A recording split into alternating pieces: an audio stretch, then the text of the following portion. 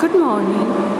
सावित्रीबाई फूले एवं पर्यावरण शिक्षण संस्थान के बीएड द्वितीय वर्ष के भाषा शिक्षण शास्त्र के बारे में हम अध्ययन कर रहे हैं। भाषा शिक्षण शास्त्र की इकाई द्वितीय हिंदी और संस्कृत शिक्षण हेतु शिक्षण अधिगम सामग्री के बारे में हम जान रहे थे।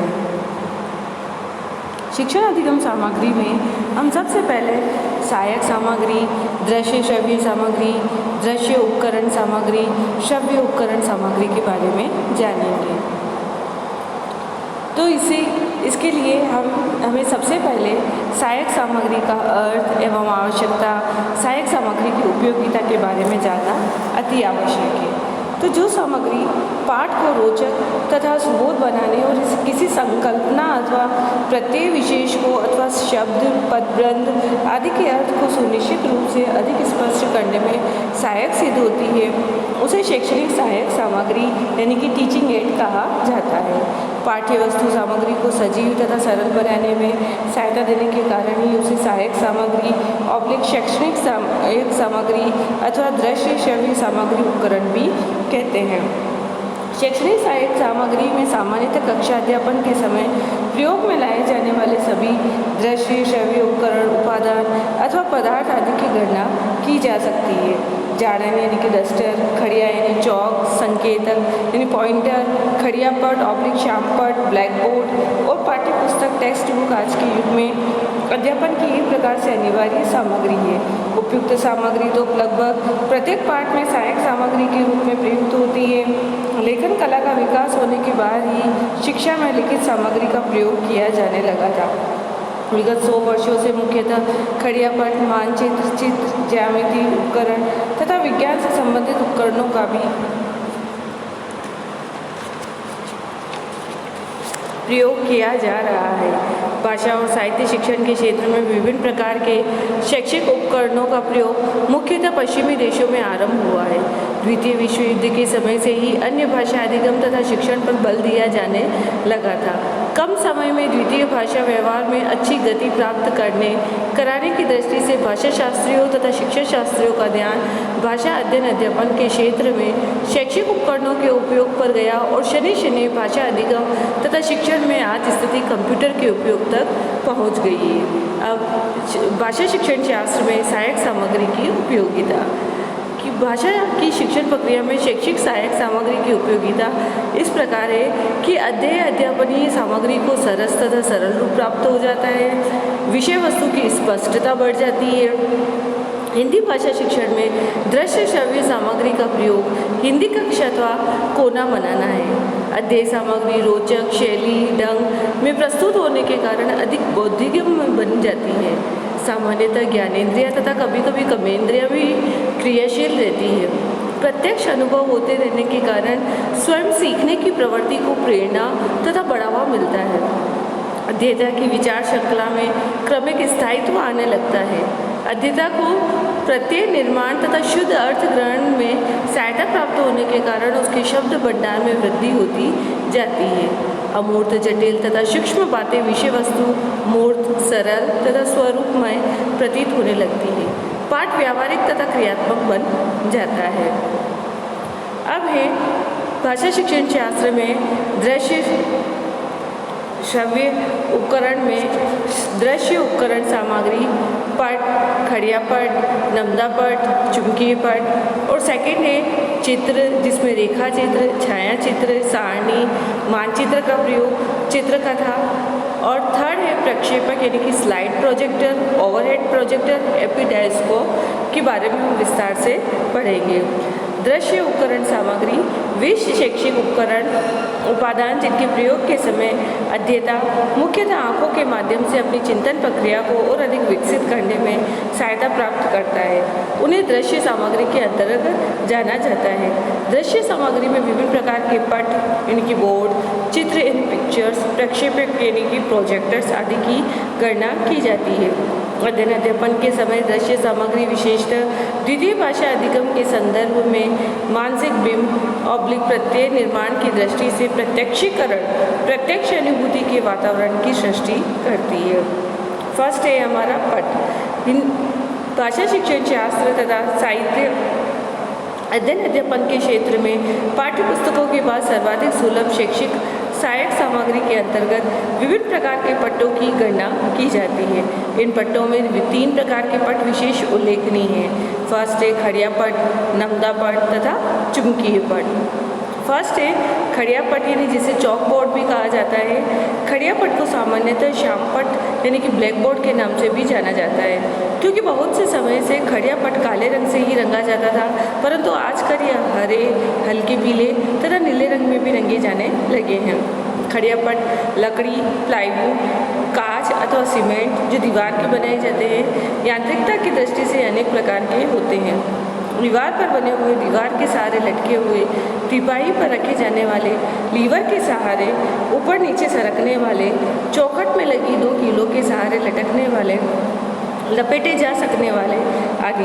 खड़िया पट्ट भाषा शिक्षण के समय विविध प्रकार के कार्यों के लिए प्रयोग में लाए जा सकते हैं, यथा चित्र, मानचित्र, पोस्टर आदि टांगने के लिए, विभिन्न प्रकार के शब्द, पदबंध, वाक्य लिखने के लिए, शब्दों के अर्थ, उनकी सही वर्तनी, उनकी संरचना, रचना, उनका विश्लेषण आदि लिखने के लिए, पाठसार, अनुच्छेद, सूक्तियाँ, रूपरेखा, भाषा तत्व, विचार, बिंदु, महत्वपूर्ण संदर्भ आदि लेखन के लिए और विविध प्रकार के रेखाचित्र या डायग्राम आदि खींचने के लिए।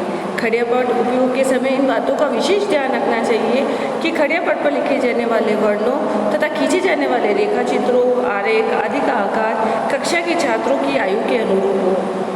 सामान्यतः छोटी आयु के बालकों के लिए अधिक लंबाई वाली कक्षा में वर्णों आदि का आकार बहुत बड़ा होना चाहिए। पट्ट पर उपयोगिता की दृष्टि से आवश्यक शब्दों, पंक्तियों, रेखाचित्रों आदि को ही रहने दिया जाए। अनावश्यक वस्तुओं को उनकी उपयोगिता समाप्त होने के साथ ही जारन से मिटाते जाना चाहिए और इस प्रकार खड़िया पट्ट पर वर्णादि की अनावश्यक भीड़भाड़ न रहने दी जाए। वर्णों और शब्दों को सुडौलता तथा स्पष्टता के साथ लिखा जाए तथा शब्दों, वाक्यों की पंक्तियाँ भूमि के समानांतर हो, तिरछी या टेढ़ी मेढ़ी न हो। रंगीन खड़िया का प्रयोग विशेष रूप से किसी बात की ओर ध्यान आकर्षित करते समय ही किया जाए। खड़िया पट्ट पर लिखी जाने वाली भाषा शब्द, पदबंध तथा वाक्य वर्तनी और संरचना की दृष्टि से शुद्ध हो। यथासंभव छात्रों को भी खड़िया पट्ट पर लिखने का अवसर देना चाहिए। फिर सेकंड है नमदा पट्ट, फेल्ट बोर्ड। नमदा पट्ट को फेनल ग्राफ, प्लास्टिक ग्राफ तथा खड्डरो ग्राफ भी कहते हैं। नमदा पट्ट एक प्रकार का बोर्ड या तख्ता होता है जिस पर रंगीन खुरदुरा, फलालेन, खद्दर या विलियट का कपड़ा लगा होता है। इस पट्ट पर अध्यापक गद्दे अथवा पट्ट के कपड़े की विभिन्न रंगों में बनी आकृतियाँ, चित्र आदि बड़ी आसानी से चिपका तथा हटा सकता है। नमदा पट्ट का उपयोग भाषा शिक्षण के समय इन बातों के लिए किया जा सकता है कि शब्दभेद, शब्द के उदाहरण, वार्तालाप, कहानी, रचना, अभ्यास आदि। अब थर्ड हमारा है चुंबकीय पट्ट, जो कि मैग्नेट बोर्ड कहलाता है। इसको लोहे अथवा टीन प्लेट को चुंबकित कर बनाया जाता है, जिसे एक और रंग कर खड़िया पट्ट की तरह उपयोग किया जा सकता है तथा आवश्यकता पड़ने पर लोहे या टीन के अथवा चुंबक लगे पदार्थों, चित्रों, नमूनों आदि को पट्ट पर लगाया जा सकता है। इस पट्ट का विशेष उपयोग चलित आकृतियों यथा ट्रैफिक नियंत्रण, कार्य अध्ययन, कहानी, वार्तालाप आदि की विभिन्न स्थितियों को दिखाने के लिए किया जा सकता है। तो इस तरीके से हमने बोर्ड्स के बारे में पढ़ा। अब हम पिक्चर्स यानी कि चित्र के बारे में जानेंगे।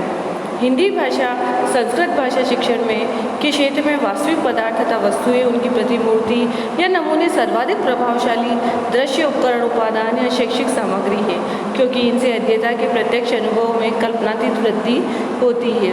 इनके बाद प्रभावशाली उपादानों में चित्र आदि की गणना की जाती है।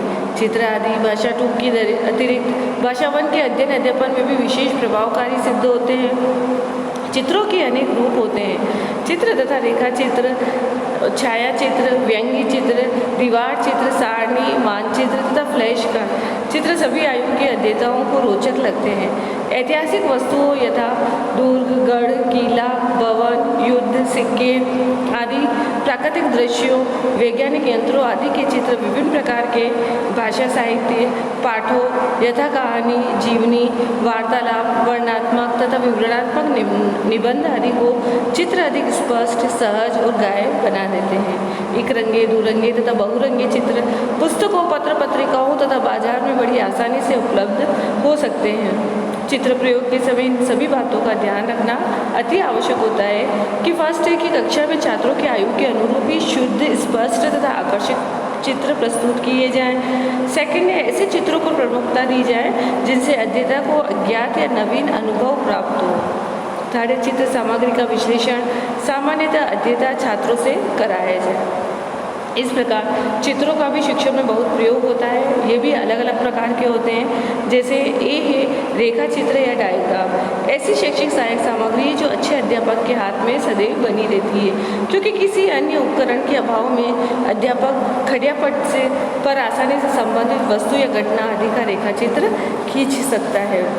छायाचित्र रेखा चित्र की भांति अध्येता को प्रभावित करते हैं। छात्रों को छायाचित्रों में प्रदर्शित विस्तृत तथा गहन विवरण अधिक आकर्षित करते हैं। थर्ड है, सारणी का उपयोग व्याकरण के विविध पक्षों यथा शब्दभेद, उपसर्ग, प्रत्यय, कालभेद आदि को स्पष्ट करते समय किया जाता है। फोर्थ है, मानचित्र का प्रयोग भाषा साहित्य पाठों में आए विभिन्न भौगोलिक तथा ऐतिहासिक स्थानों के प्रदर्शन के लिए किया जा सकता है। फिफ्थ है, चित्रकथा यानी कि चित्रों से सुसज्जित कथाएं भी हिंदी शिक्षण में उपयोगी सहायक सामग्री के रूप में मानी जाती है।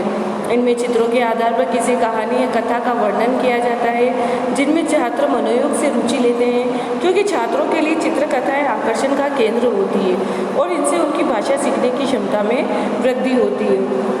अब हमारा थर्ड पॉइंट है प्रक्षेपक यानी कि प्रोजेक्टर। प्रक्षेपक स्वयं में दृश्य सामग्री नहीं है, वरन इसकी सहायता से विविध प्रकार की सहायक सामग्री को प्रक्षेपित करते हुए दृश्य बनाया जाता है। ये अनेक प्रकार के होते हैं, स्लाइड प्रोजेक्टर, ओवरहेड प्रोजेक्टर और एपिडायस्कोप। इन सभी प्रक्षेपों के माध्यम से प्रदर्शित वस्तुओं को देखने के लिए कमरे में अंधेरा होना चाहिए और इन्हें चलाने के लिए विद्युत व्यवस्था होनी चाहिए। पश्चिमी देशों में कहीं भारत में भी भाषा शिक्षण के क्षेत्र में विभिन्न प्रक्षेपों का यानी कि प्रोजेक्टरों का उपयोग अत्यधिक होने लगा है। फर्स्ट है स्लाइड प्रोजेक्टर। स्लाइड प्रोजेक्टर के माध्यम से विविध प्रकार के दृश्यों, स्थानों, क्रियाओं, घटनाओं, वर्णों, शब्दों आदि के स्लाइडों को प्रदर्शित किया जाता है। 2x2 × 2 इंच या 3 × 4 इंच के श्वेत श्याम या रंगीन स्लाइड पर अंकित बातें प्रदर्शन के समय पर्दे पर बड़े आकार की तथा स्पष्ट दिखाई देती है। इस प्रोजेक्टर में यदि सुविधा हो तो मुख्य चलचित्र की पट्टियाँ भी पर्दे पर प्रदर्शित की जा सकती है। फिर है ओवरहेड प्रोजेक्टर। ओवरहेड प्रोजेक्टर में लगी पारदर्शी शीट पर शिक्षक अध्यापन के समय आवश्यकता अनुसार मोटी पेंसिल से लिख अथवा मिटा सकता है। पारदर्शी शीट पर लिखी सामग्री, रेखाचित्र या सारणी आदि को एक हत्थे से घुमाकर लपेट तथा पुनः प्रदर्शित भी कर सकता है। इस प्रक्षेपक में ऐसा प्रावधान होता है कि अध्यापक के सिर के ऊपर से प्रकाश रश्मियाँ पर्दे पर जाकर विस्तृत होती है, यानी कि उस स्लाइड को या उस जो शीट होती है उसे प्रोजेक्टर पर रख दिया जाता है, जो दीवार पर प्रदर्शित होती है। उसमें जो भी लिखा होता है वो सारा दीवार पर प्रदर्शित होता है, जिससे वह अपना अध्यापन कार्य अच्छे से संपन्न कर सकता है। फिर थर्ड है एपिडायस्कोप। एपिडायस्कोप एक प्रकार का अपारदर्शी प्रक्षेपक होता है, जिसकी सहायता से छोटे छोटे पदार्थ, पुस्तक या पत्रिकादि पर अंकित सामग्री को बड़े आकार में पर्दे पर प्रक्षेपित किया जा सकता है। इस प्रक्षेपक के उपयोग के समय कक्षा में पर्याप्त अंधेरा होना चाहिए। इसका ओवरहेड प्रोजेक्टर बल्ब से अधिक शक्ति का होता है।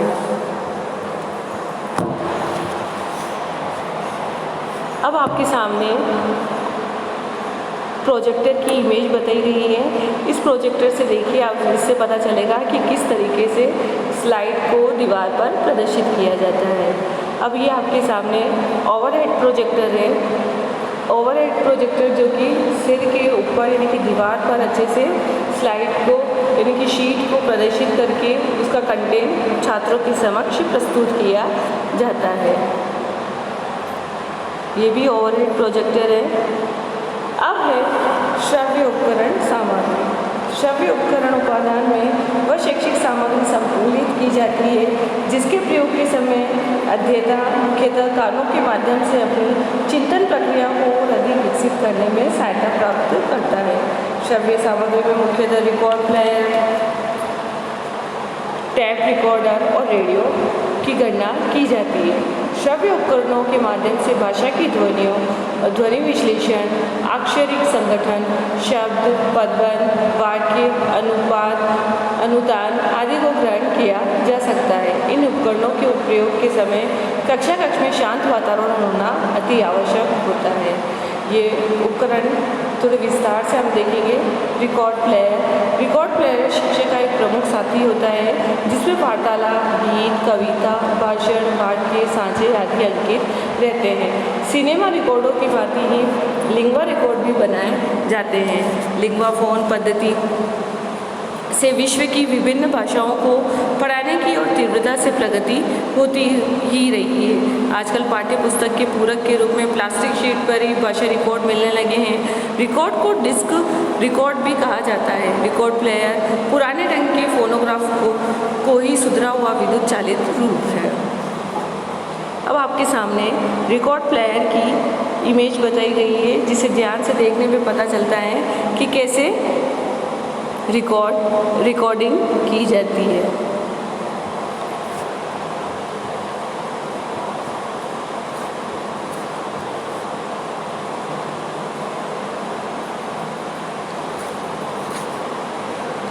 अब हमारा सेकंड पॉइंट है टैप रिकॉर्डर। टैप रिकॉर्डर भी शिक्षक का एक साथी ही होता है जिस पर रिकॉर्ड की भांति वार्तालाप, गीत, कविता, भाषण, वाक्य, सांचे आदि बोलते समय अंकित किए जा सकते हैं तथा आवश्यकता न होने पर उस समय मिटाए भी जा सकते हैं। एक टेप अनेक बार अंकित सामग्री को मिटाने के काम आ सकता है। आजकल ये उपकरण पर्याप्त सस्ता हो गया है तथा 4 सेलों से चलाया जा सकता है। वर्तमान टेप पुराने टेप वायर का एक सुधरा हुआ रूप है। टेप का उपयोग उच्चारण, भाषण आदि अंकित करने तथा उसे सुनने के लिए किया जा सकता है। हमारी राय में प्रत्येक द्वितीय भाषा शिक्षक को टेप रिकॉर्डर का अधिक प्रयोग करने का प्रयास करना चाहिए। इसमें आपको टेप रिकॉर्डर भी दिखाया जिससे टेप भी होता रहता है। अब थर्ड है रेडियो। आकाशवाणी से भाषा शिक्षण के कार्य में पर्याप्त सहायता ली जा सकती है। रेडियो पर प्रसारित होने वाले कार्यक्रमों, वार्तालाप, भाषण, निबंध, नाटक, एकांकी, गीत, कविता आदि के अध्ययन से अध्येताओं की भाषा दक्षता में वृद्धि होती है। आजकल रेडियो स्टेशनों से द्वितीय भाषा शिक्षण के कार्यक्रम भी प्रसारित होने लगे हैं। द्वितीय हिंदी भाषा, संस्कृत भाषा शिक्षक को चाहिए कि वह ऐसे कार्यक्रमों के प्रसारण के समय का पता लगाकर उनका अधिक से अधिक लाभ उठाए। रेडियो कार्यक्रमों को सुनने, घर पर, विद्यालय में तथा उन पर परिचर्चा करने का आयोजन विद्यालय में होते रहना चाहिए। अध्यापक को छात्रों के सहयोग से प्रसारित कार्यक्रम की आवश्यक व्याख्या, प्रश्नावली, परिचर्चा आदि की व्यवस्था करनी चाहिए। ऐसे समय छात्रों को प्रमुख बातें नोट करने के लिए भी प्रोत्साहित करना चाहिए। अब आपके सामने ये रेडियो की इमेज बताई गई है कि इस तरीके के रेडियो चलते थे जिसमें सभी बातें रिकॉर्ड होती थी और ये छात्रों के समक्ष प्रस्तुत की जाती थी। वार्तालाप, भाषण, इस तरीके की बहुत सारे कार्यक्रम भी इसमें प्रसारित किए जाते थे। अब नेक्स्ट हमारा है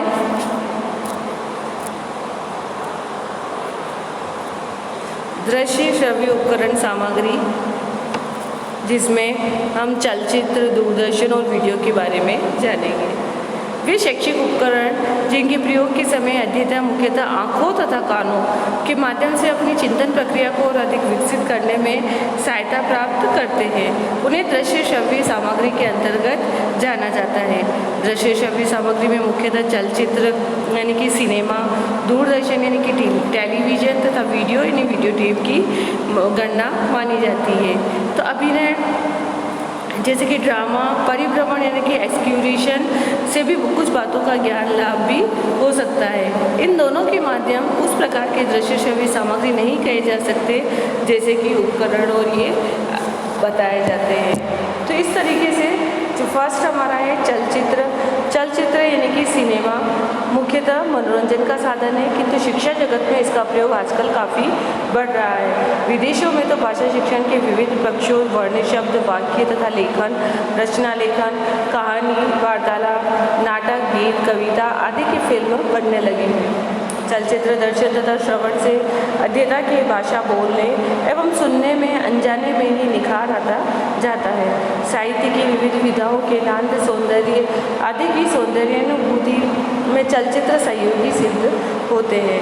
चलचित्र के माध्यम से अध्येता के मस्तिष्क पर एक साथ चित्र, गति, रंग तथा ध्वनि का समन्वित प्रभाव पड़ने के कारण भाषा अध्ययन में पर्याप्त सहजता तथा सरलता आ जाती है। चलचित्र उपयोग के समय अध्यापक को ध्यान रखना चाहिए कि छात्र केवल मनोरंजन के लिए ही फिल्म न देखें, वरन उनसे उस फिल्म पर परिचर्चा भी करनी चाहिए। छात्रों से उस फिल्म से संबंधित विभिन्न प्रश्न पूछते हुए विविध कौशलों के परिष्कार की योजना भी बना लेनी चाहिए। फिर हमारा सेकंड है दूरदर्शन।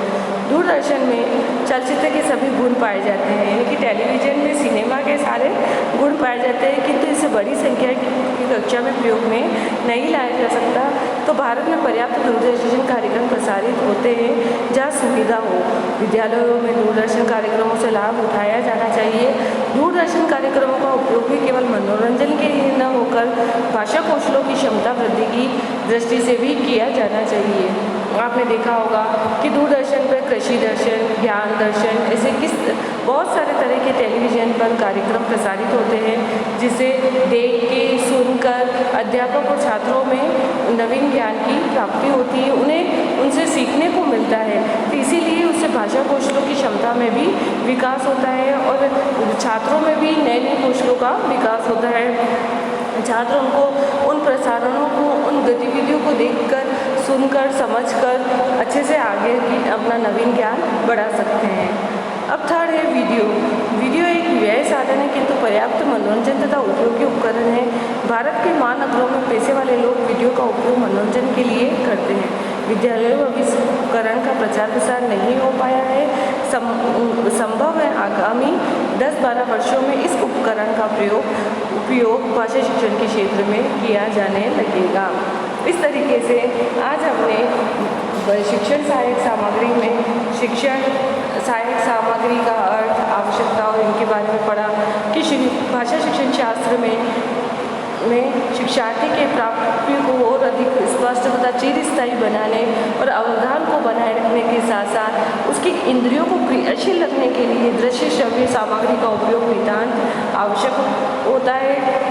श्रव्य दृश्य सामग्री की आवश्यकता, उपयोगिता तथा महत्व की जानकारी के लिए शिक्षक को भी ये ध्यान होना आवश्यक है कि विविध प्रकार की श्रव्य दृश्य सहायक सामग्री में से किस सामग्री का कब, कैसे तथा कितना उपयोग किया जाना चाहिए। जिस सामग्री का उपयोग प्रदर्शन किया जाना है उसकी छाट विवेचना की दृष्टि से की जाए तथा उसका उपयोग प्रदर्शन करने से पूर्व पाठ इकाई की सामान्य तथा अनिवार्य परिस्थिति में ही एक सामग्री का प्रयोग प्रदर्शन एक से अधिक बार न किया जाए। तो चिंतन प्रक्रिया को और अधिक विस्तार प्रदान करने की दृष्टि से किस सामग्री का पुनः प्रयोग किया जा सकता है।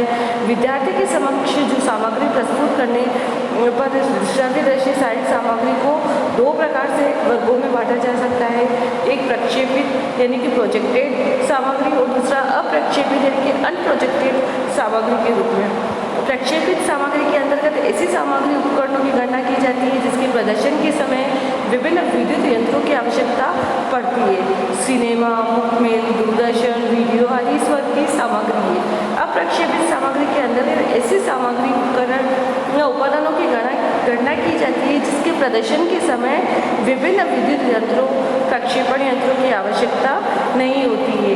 विभिन्न प्रकार की वस्तुओं के नमूने, कार्टून, चित्र, रेखा चित्र, पोस्टर, फ्लैश कार्ड आदि की गणना अप्रक्षेपित सामग्री उपकरणों में गणना की जाती है। इंद्रिय ज्ञान के माध्यम के आधार पर शैक्षिक सामग्री को भी हमने 3 वर्गों में बांटा था: दृश्य उपकरण सामग्री, श्रव्य उपकरण सामग्री और दृश्य श्रव्य उपकरण सामग्री। इस प्रकार आज हमने शिक्षण सहायक सामग्री के बारे में विस्तार से अध्ययन किया। Thank you.